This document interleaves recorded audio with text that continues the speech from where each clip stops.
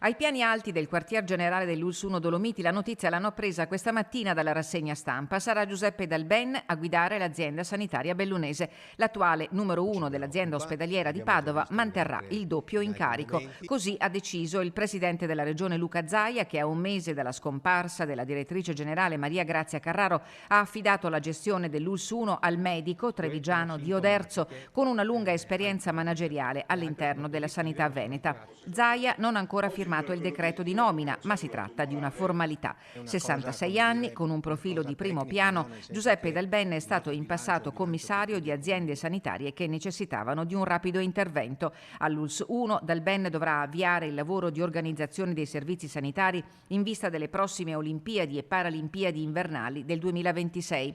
Ma non ci saranno solo i giochi olimpici sul tavolo del neo direttore generale, che troverà un'azienda sanitaria operativa grazie all'impegno profuso senza sosta da Maria Grazia Carraro. In soli 2 anni sono stati avviati cantieri di riammodernamento degli ospedali del territorio, conclusi i lavori di realizzazione della base EMS a Pieve di Cadore per l'elisoccorso del SUME 118, senza contare gli investimenti tecnologici per la diagnostica e l'avvio della telemedicina, il fiore all'occhiello della progettualità portata dall'ex direttrice generale per far muovere i servizi, non i pazienti.